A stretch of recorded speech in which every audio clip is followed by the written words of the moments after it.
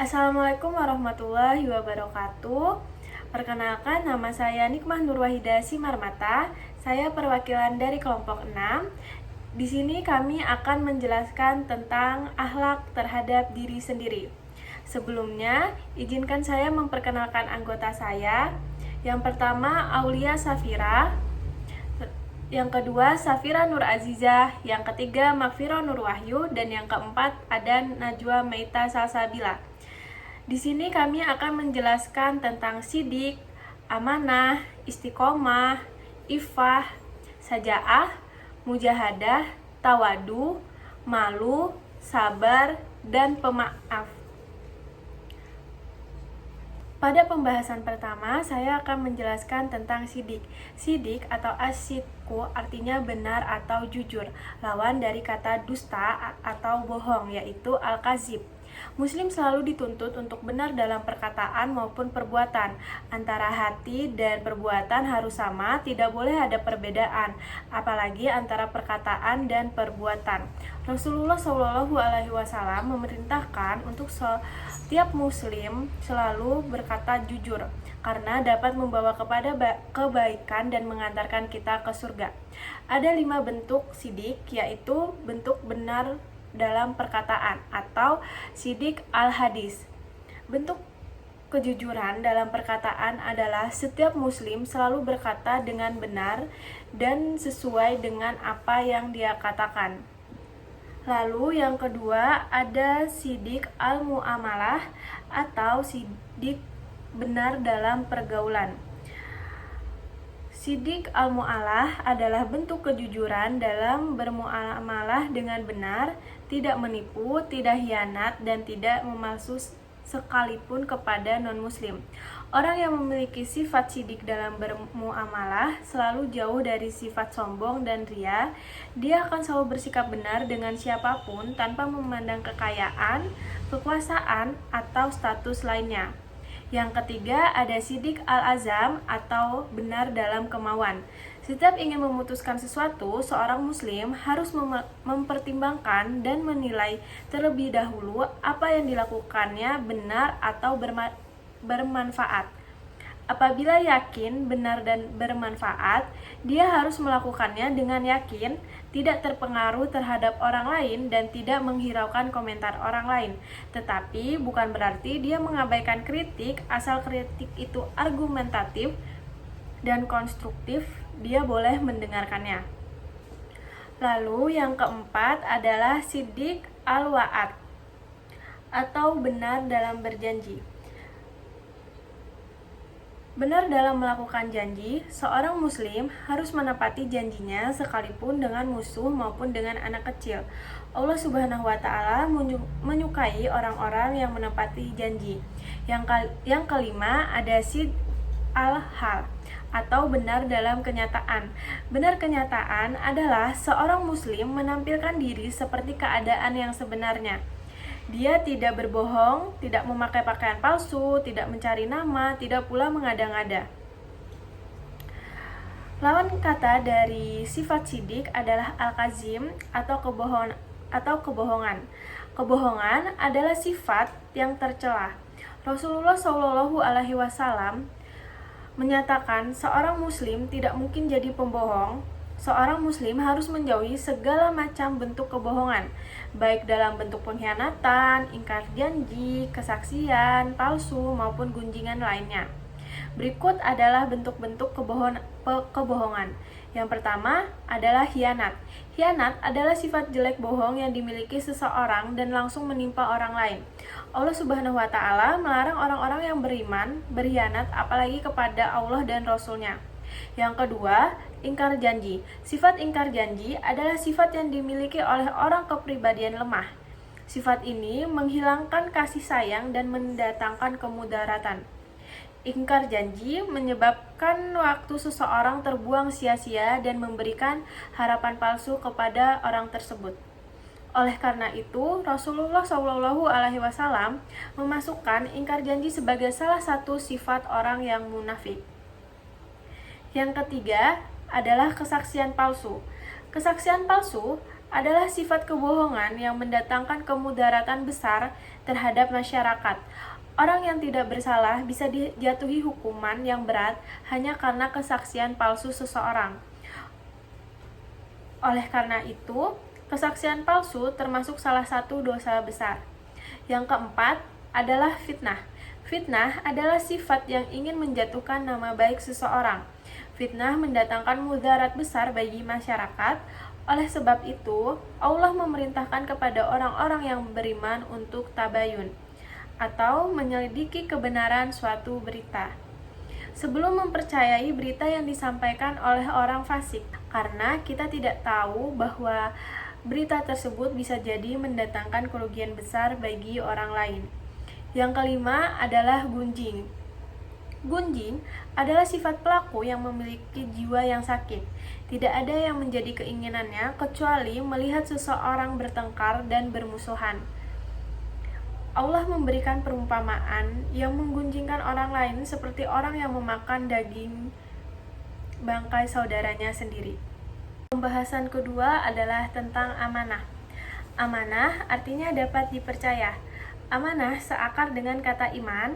Sifat amanah ada karena adanya iman yang kuat.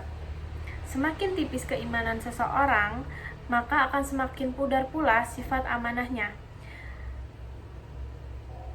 Amanah dan keimanan merupakan suatu hal yang erat.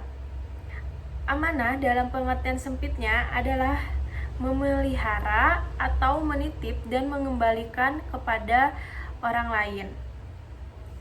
Sedangkan dalam pengertian luasnya, amanah mencakup banyak hal, seperti menjaga rahasia seseorang, menjaga kehormatan seseorang, serta menunaikan tugas-tugas yang diberikan kepadanya. Di dalam Al-Quran disebutkan bahwa amanah yang paling berat adalah amanah taklif. Amanah ini adalah amanah paling berat seperti langit, bumi, bintang, dan gunung-gunung. Ada beberapa bentuk amanah. Yang pertama, memelihara titipannya dan mengembalikannya seperti semula. Apabila seorang muslim dititipi sesuatu oleh orang lain, seperti barang berharga, dan orang tersebut harus memelihara barang tersebut dan mengembalikan barang tersebut dengan utuh seperti awal. Sebab kenapa Nabi Muhammad SAW sejak muda di Mekah sudah terkenal dengan gelar Al-Amin adalah karena beliau sangat dipercaya oleh penduduk Mekah dalam menyimpan dan memelihara barang-barang yang dititipkan. Yang kedua, menjaga rahasia. Apabila seseorang dipercaya untuk menjaga rahasia, mau rahasia pribadi, rahasia negara, ataupun rahasia suatu kelompok, maka orang lain tidak berhak mengetahuinya. Apabila seseorang menyampaikan hal penting rahasia kepada kita, itulah yang disebut amanah. Dalam sebuah keluarga, suami istri harus saling menjaga rahasia keluarga mereka. Masing-masing tidak boleh memberitahunya kepada orang lain, namun mereka boleh memberitahukannya kepada penasehat perkawinan maupun dokter, karena dokter memiliki kode etik yang tidak akan dilanggar oleh dokter. Yang ketiga, menyalahgunakan jabatan. Jabatan adalah amanah yang wajib dijaga. Segala bentuk jabatan untuk kepentingan pribadi, keluarga, maupun kelompok orang. Jika seseorang yang memiliki jabatan dan dia menerima hadiah atau komisi, maka yang diterima tidak halal. Diriwayatkan bahwa Rasulullah SAW tidak membenarkan tindakan Ibnu Lutbiyah yang mengambil hadiah waktu sudah mengumpulkan zakat. Rasulullah SAW menilai hadiah yang diterima Ibnu Lutbiyah dalam melaksanakan tugas tidak murni sebagai hadiah, tetapi ada maksud lain dalam memberinya. Yang keempat, menunaikan kewajiban dengan baik. Allah Subhanahu wa Ta'ala memberikan manusia tugas wajib yang dilaksanakan baik dalam hubungan kepada Allah maupun dengan sesama manusia dan makhluk lainnya. Tugas seperti itu disebut taklif. Manusia yang ditugasi disebut mukallaf dan amanahnya disebut sebagai amanah taklif. Amanah inilah yang secara metafosir digambarkan oleh Allah Subhanahu wa Ta'ala tidak mampu dipikul oleh langit, bumi, dan gunung-gunung, namun manusia bersedia memikulnya. Yang kelima, memelihara semua nikmat yang diberikan oleh Allah. Semua nikmat yang didapatkan oleh manusia selama ini adalah nikmat dari Allah, dan itu merupakan amanah yang harus dijaga oleh manusia serta dimanfaatkan dengan sebaik-baiknya. Seperti umur, kesehatan, harta benda, serta anak merupakan amanah yang wajib dipelihara oleh manusia, karena hal tersebut akan dipertanggungjawabkan di kemudian hari. Harta benda yang dipergunakan harus dipergunakan untuk mencari keridhaan Allah serta dimanfaatkan secara halal dan baik dan tidak boleh membazir. Khianat adalah lawan dari sifat amanah. Khianat merupakan sifat tercela yang hanya dimiliki oleh orang munafik dan sangat dibenci oleh Allah Subhanahu wa taala. Apalagi bila yang dikhianati adalah Allah Subhanahu wa taala dan Rasulullah Shallallahu alaihi wasallam. Oleh karena itu, Allah melarang orang-orang yang beriman untuk mengkhianati Allah dan Rasulullah dan amanah mereka sendiri. Bahkan pengkhianatan pun tidak boleh dibalas dengan khianat. Selanjutnya ada istiqomah. Secara etimologis, istiqomah berasal dari kata istiqomah yastaqimu yang berarti tegak lurus. Kamus Besar Bahasa Indonesia mengartikan istiqomah sebagai sikap tegas dan konsisten. Dalam terminologi akhlak, istiqomah mengacu pada pendirian teguh dalam mempertahankan iman dan dalam mempertahankan Islam, meski menghadapi berbagai tantangan dan godaan. Perintah supaya beristiqomah dinyatakan dalam Al-Quran, Quran Surah Fussilat ayat 6. Iman yang utuh adalah iman yang meliputi ketiga dimensi, hati, perkataan, dan perbuatan. Al-Quran menjelaskan bahwa orang yang mengaku beriman akan selalu menghadapi cobaan. Ujian iman tidak selalu datang dengan cara yang tidak menyenangkan, bisa juga dengan cara yang menyenangkan. Sukses dalam bisnis adalah tantangan yang mirip dengan kebangkrutan. Pujian juga merupakan ujian yang mirip dengan kutukan. Mukmin yang beriman tentu akan tetap teguh keimanannya dalam menghadapi kedua jenis cobaan tersebut. Dia tidak akan dihentikan oleh ancaman, penyiksaan, atau hambatan apapun. Mereka tidak teryakinkan oleh kekayaan, status, ketenaran, pujian, dan segala jenis kesenangan semu lainnya. Rasulullah SAW adalah teladan istiqomah yang terbaik.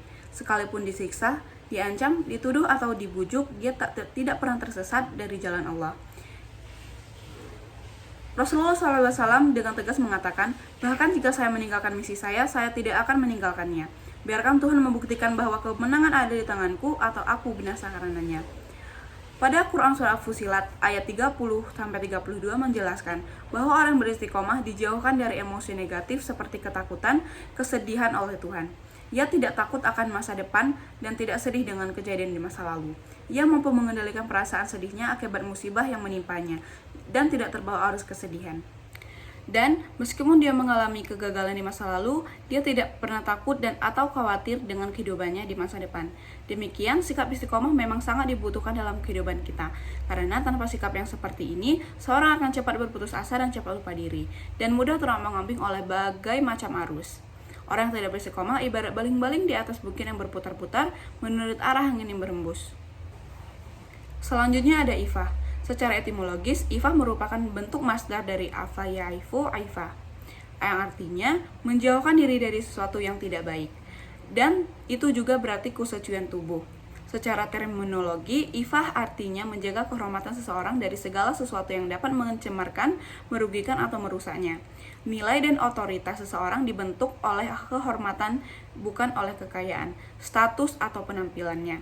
Oleh karena itu, demi menjaga kehormatan pribadi, setiap orang harus menahan diri dari segala perbuatan dan perkataan yang dilarang oleh Allah. Ia harus mampu mengendalikan hawa nafsunya, bukan hanya terhadap hal-hal yang haram, namun juga terhadap hal-hal yang halal, karena terkadang bertentangan dengan harga dirinya. Adapun bentuk-bentuk ifah, yang pertama, untuk melindungi kehormatan pribadi dalam urusan seksual. Umat Islam dan wanita muslim diperintahkan untuk menjaga penglihatan, hubungan, dan pakaian mereka. Jangan pergi ke tempat hiburan yang mengandung maksiat atau melakukan tindakan yang dapat mengarahkan pada perzinaan. Selain tidak bebas berinteraksi demi menjaga harga diri dalam urusan seksual, Islam mengajarkan agar manusia mengatur pandangannya terhadap lawan jenis, berpakaian sopan, dan berperilaku sesuai agama. Kenakan pakaian menutup aurat, tidak mengangkang dan tidak tembus pandang, dan tidak terkesan sombong. Pakaian dapat mengekspresikan identitas pribadi. Yang kedua, untuk melindungi harga diri seseorang dalam urusan harta benda. Islam mengajarkan bahwa seorang tidak boleh meminta-minta, terutama kepada orang yang miskin. Al-Quran menasihati orang kaya untuk membantu orang miskin dan yang tidak mampu. Mengemis merupakan tindakan yang merendahkan diri. Daripada mengemis, lebih baik melakukan apa saja untuk mendapatkan sumber penghasilan yang halal meskipun hanya sekadar mengumpulkan kayu bakar. Yang ketiga, segala ketidakjujuran harus benar-benar dihindari demi menjaga harga diri seseorang di atas kepercayaan orang lain. Jangan berbohong padanya, jangan mengingkari janji, dan jangan mengkhianatinya. Jika seorang ditugaskan untuk mengelola keuangan, lakukan dengan integritas dan transparansi, apalagi jika pemilik properti tidak mampu mengelola propertinya. Misalnya, pengelola aset anak yatim. Al-Quran memperingatkan para wali anak yatim agar menahan diri dari godaan untuk mengkonsumsi hartanya. Sebaiknya, wali yang kaya membiayai kehidupan anak yatim dari hartanya sendiri sebagai wujud rasa cinta dan simpati terhadap mereka. Kecuali, wali yang miskin ia dapat mempergunakan hartanya untuk kemaslahatan anak yatim. Ini juga termasuk biaya pengelolaan properti jika diperlukan. Demikianlah sikap Ifah yang sangat diperlukan untuk menjaga kehormatan dan kesucian diri, sehingga tidak ada peluang sedikit pun bagi orang lain yang tidak senang dengannya untuk melemparkan tuduhan dan fitnah. Orang yang mempunyai sikap Ifah disebut afif, akan dihormati dan dapat kepercayaan dari masyarakat. Dan yang lebih penting lagi, dia akan mendapatkan ridho dari Allah Subhanahu wa taala. Di sini saya akan menjelaskan syaja'ah. Syaja'ah artinya berani, namun tidak berani dalam artian siap menantang siapapun, baik di pihak benar maupun salah, dan juga tidak berani mengikuti hawa nafsu, melainkan berani berdasarkan kebenaran dan dijelaskan secara lengkap. Keberanian tidak ditentukan oleh kekuatan fisik, namun oleh kekuatan hati dan kesucian jiwa. Berapa banyak orang yang fisiknya besar dan kuat namun hatinya lemah, penakut. Contohnya adalah kemampuan mengendalikan diri ketika sedang marah, sedangkan ia mampu melepaskannya. Kemudian ada bentuk keberanian. Yang pertama, keberanian menghadapi musuh dalam peperangan atau jihad fi sabilillah. Seorang muslim harus berani memasuki medan perang untuk melindungi dan membela kebenaran. Yang kedua, keberanian menyatakan kebenaran atau kalimat al-haq sekalipun di hadapan penguasa yang zalim. Yang ketiga, keberanian untuk mengendalikan diri tatkala marah sekalipun dia mampu melampiaskannya. Kemudian ada faktor sumber keberanian. Yang pertama, rasa takut kepada Allah Subhanahu wa taala. Yang kedua, lebih mencintai akhirat daripada dunia. Yang ketiga, tidak takut mati. Yang keempat, tidak ragu-ragu. Yang kelima, tidak menomorsatukan kekuatan materi. Yang keenam, tawakal dan yakin akan pertolongan Allah. Dan yang terakhir adalah hasil pendidikan. Kemudian ada mujahadah.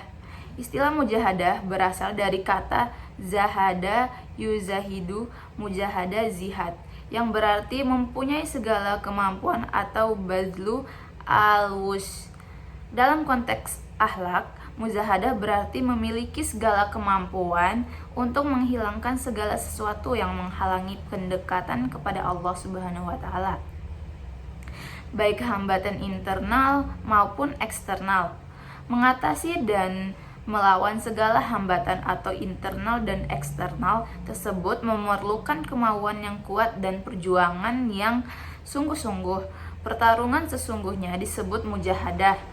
Ketika seorang berusaha mencari keridhaan Allah Subhanahu wa taala, maka Allah berjanji akan menunjukkan kepadanya jalan untuk mencapai tujuannya. Dalam hal ini Allah Subhanahu wa taala berfirman, wallazina jahadu fina lanahdiyannahum subulana wa innallaha halama'al muhsinin. Artinya, Dan orang-orang yang bermujahadah untuk mencari keridhaan kami, benar-benar akan kami tunjukkan kepada mereka jalan-jalan kami.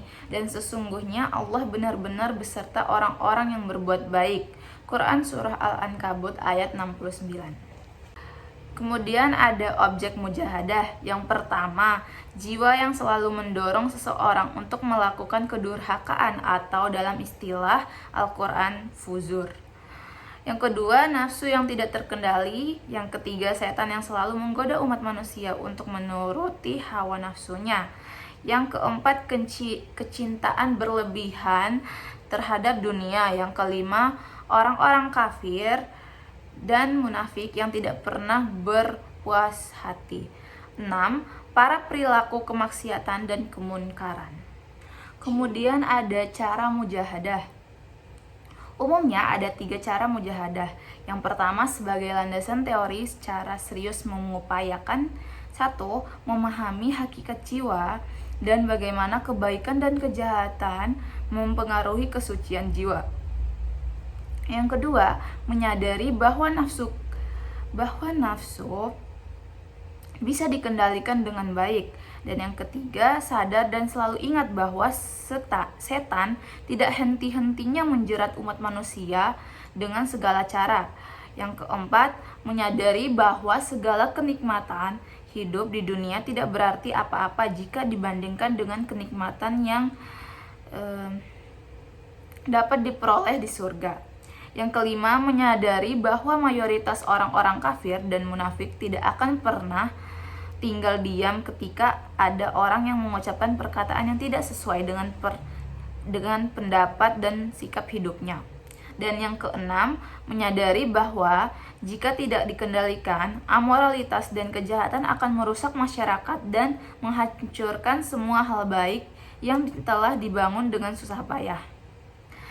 Kemudian cara mujahadah yang kedua adalah menunaikan sholat praktis, mengikuti tuntunan Nabi Muhammad SAW untuk menguatkan jiwa spiritual dan meningkatkan semangat juang untuk mengatasi segala tantangan tersebut di atas.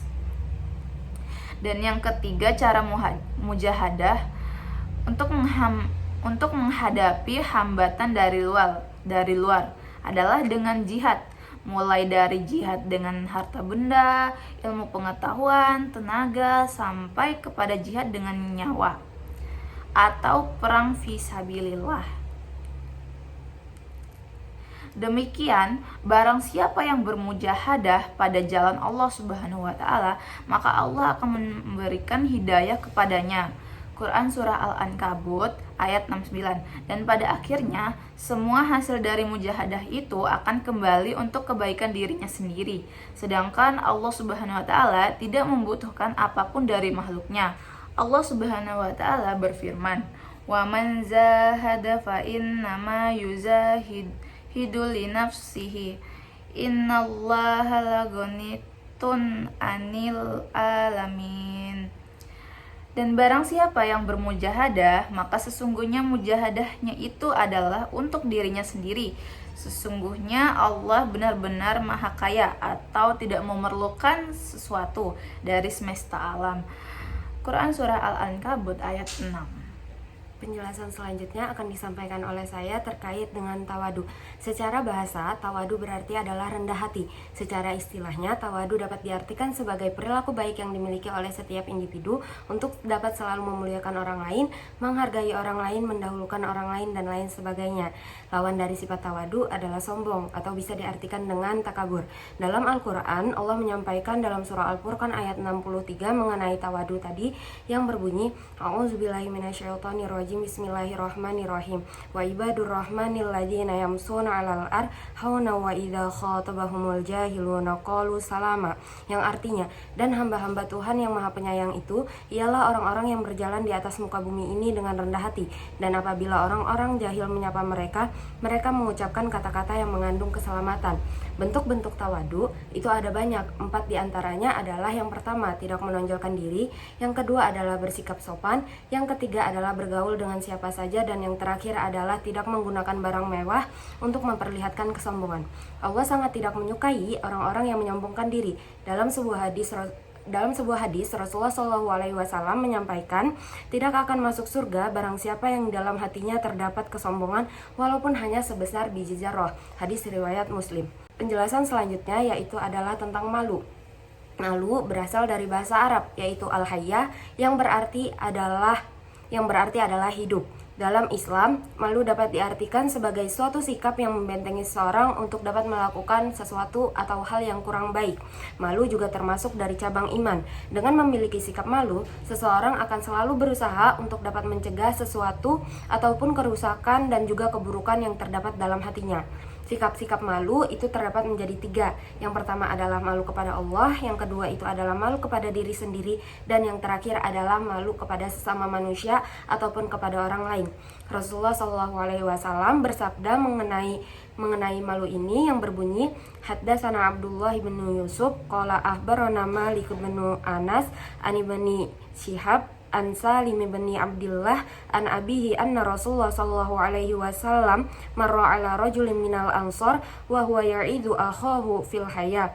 Faqala Rasulullah sallallahu alaihi wasallam da'hu fa innal hayya'u minal iman, yang berartinya adalah, telah menceritakan kepada kami Abdullah bin Yusuf, ia berkata, telah mengabarkan kepada kami Malik bin Anas dari Ibnu Syihab dari Salim bin Abdullah dari bapaknya bahwa Rasulullah SAW pernah melewati seorang sahabat Ansar yang saat itu sedang memberikan arahan kepada saudaranya tentang rasa malu. Maka Rasulullah bersabda, biarkanlah ia karena sesungguhnya malu adalah sebagian dari iman. Hadis riwayat Bukhari. Pembahasan selanjutnya yaitu mengenai sabar. Kesabaran dalam Islam tidak hanya berarti menjauhi amarah atau kekesalan. Itu adalah keteguhan hati dalam menghadapi ujian dan cobaan dari Allah. Istilah sabar dalam bahasa Arab berarti menahan diri dengan kesabaran dan ketabahan. Dalam bahasa, sabar atau asabru berarti menahan diri untuk mengeluh. Bersabar berarti berusaha untuk tetap sabar. Manfaat dari kesabaran ialah dapat membina jiwa, menguatkan kepribadian, menambah kekuatan manusia dalam melawan penderitaan, memperbarui kekuatan manusia dalam menghadapi berbagai permasalahan, beban hidup, musibah, dan bencana, serta memberikan semangat untuk terus menegakkan agama Allah Subhanahu wa Ta'ala. Sesuai dalam Quran Surah Al-Kahfi ayat 28. Sedangkan secara istilah, sabar berarti menahan diri dari sifat kegundahan dan rasa emosi, menahan lisan agar tidak mengeluh, serta menahan anggota tubuh untuk tidak melakukan perbuatan yang tidak ada arahnya. Sabar adalah salah satu dasar pondasi akhlak dalam agama Islam. Banyak dari umat Islam yang memahami kesabaran dalam arti yang sempit. Mereka menganggap bahwa kesabaran berarti hanya pasrah dan diam ketika mendapat suatu musibah. Padahal pengertian sabar itu sangatlah luas. Makna sabar bukan hanya berarti menghadapi musibah atau cobaan, tetapi juga untuk melaksanakan ketaatan kepada Allah dan menjauhi larangannya juga memerlukan kesabaran. Sabar dibagi menjadi 6 macam menurut Yusuf Al-Qardawi di dalam bukunya As-Sabr fi Al-Quran. Yang pertama yaitu sabar menerima cobaan hidup. Cobaan hidup baik itu fisik ataupun non-fisik akan dialami oleh semua orang. Contohnya rasa lapar, haus, sakit, takut, kehilangan orang tersayang, mengalami kerugian harta benda. Cobaan-cobaan itu bersifat alami, oleh karenanya tidak ada seorang pun yang bisa menghindari. Menerima dengan penuh kesabaran seraya memulangkan segala sesuatunya kepada Allah adalah hal yang dibutuhkan. Yang kedua, sabar dari keinginan hawa nafsu. Hawa nafsu menginginkan segala bentuk kenikmatan hidup dan kemewahan yang ada di dunia. Untuk mengendalikan hal tersebut, diperlukan kesabaran. Jangan sampai kenikmatan hidup dunia itu jadi membuat seseorang lupa diri, bahkan lupa akan Tuhannya. Yang ketiga, sabar dalam taat kepada Allah Subhanahu wa Ta'ala. Pemakaian kata istobir dalam Quran Surah Maryam ayat 65 merupakan bentuk mubalaghah dari isbir, yang berarti menunjukkan bahwa dalam beribadah dibutuhkan kesabaran yang banyak, karena ada tantangan yang harus dihadapi baik dari dalam ataupun luar diri. Yang keempat, sabar dalam berdakwah. Jalan dakwah merupakan jalan yang panjang dan berlika-liku penuh dengan rintangan. Seseorang yang melalui jalan itu harus memiliki kesabaran. seperti Luqman Hakim yang menasehati putranya agar dapat bersabar menerima cobaan ketika sedang berdakwah.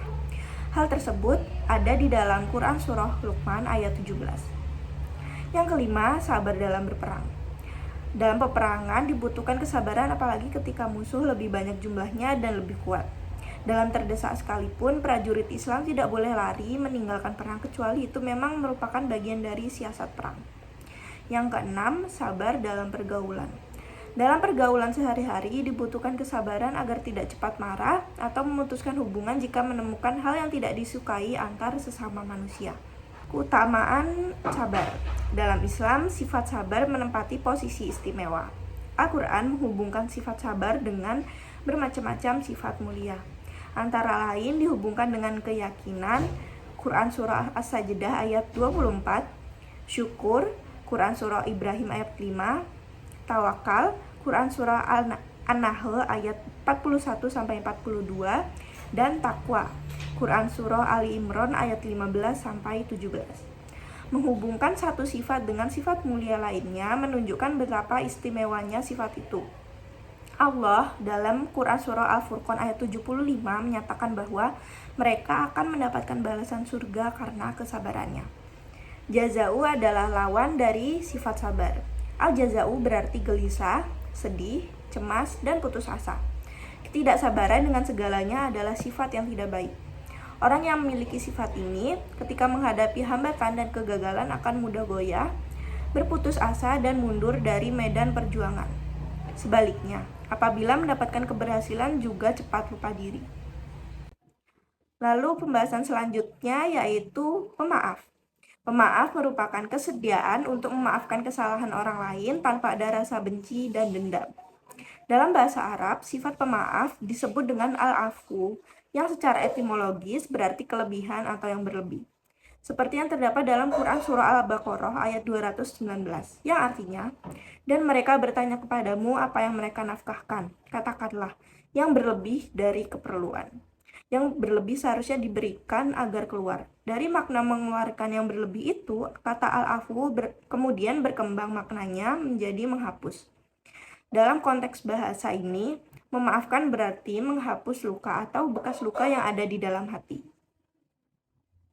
Ketika memberi maaf, sebaiknya diikuti dengan rasa lapang dada.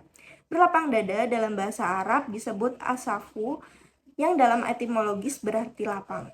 Dalam sebuah buku ada halaman yang dinamai dengan asafah karena kelapangan dan keluasannya.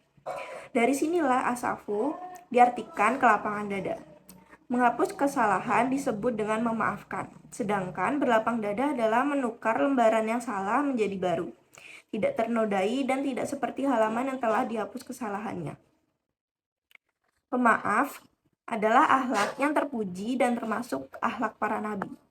Kebalikan dari sifat pemaaf ini ialah sifat pendendam.